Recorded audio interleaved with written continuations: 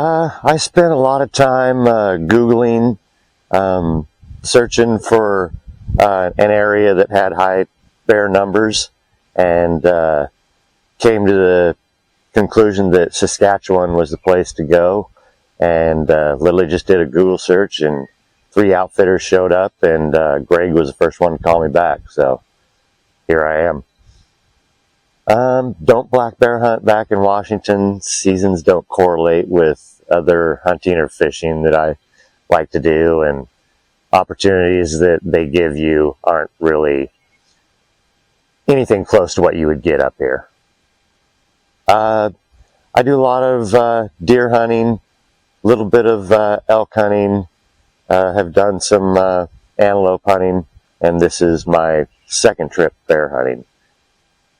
No question about that, family and friends.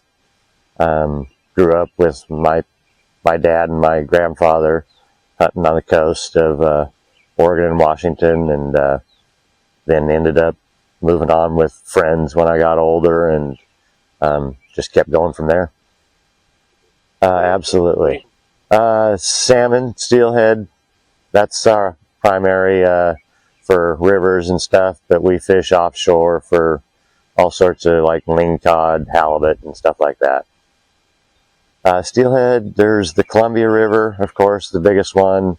We have the Willamette River, Sandy, and then I have the Washougal River right where I live. I don't know if I really had any thoughts aside from just how excited I was, and then the trip in the Argo, driving through the swamp, and then finally getting to my stand. It felt like it was 6 or 7 miles, but I guess it was only like 3.2, but when you're floating part of that time, it goes a little slower.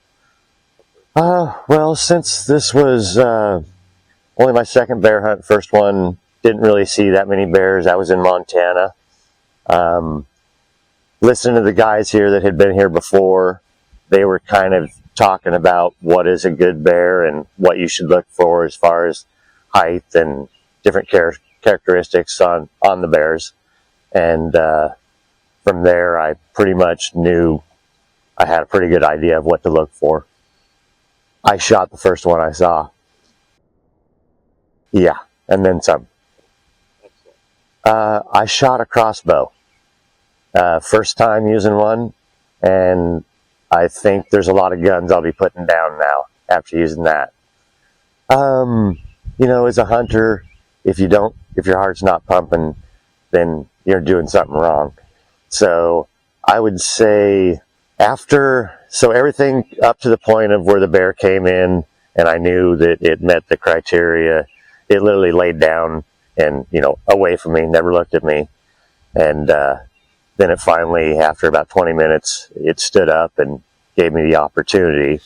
And I took that, and he ran off, and then I literally stood up, and that's when the adrenaline kicked in, and I had a pretty good adrenaline rush going, and then standing up in my stand, just like, all right, that worked out pretty well. And next thing I know, there was another bear standing right behind me.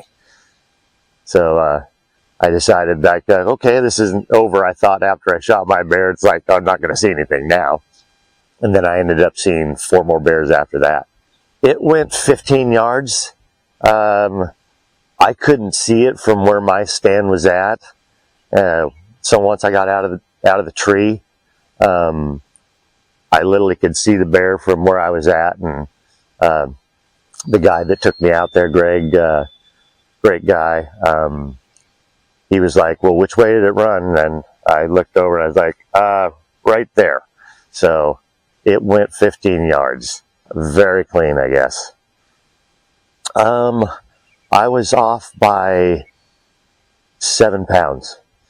So I knew I was looking for something a couple 100 pounds, and ended up 195, so just off a few pounds. There's great fishing here as well, so doing that and heading off for another guided fishing trip today. I would say I had a mix of thoughts. My adrenaline was still going, even though it was roughly 2 hours later before I saw Greg. So thoughts, I would say, just amazement of the power that these things have and how big they are compared to what you're looking at, even though it's a short distance when you're seeing them.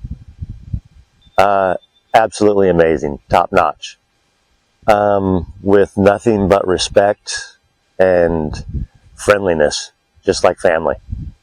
So very nice people. If they'll have me, I'll be here. I would say just making me aware of everything that could happen or to be ready for. So just even though, bear hunting's new for me, and as long as I've hunted, they gave me a lot of knowledge that was very helpful.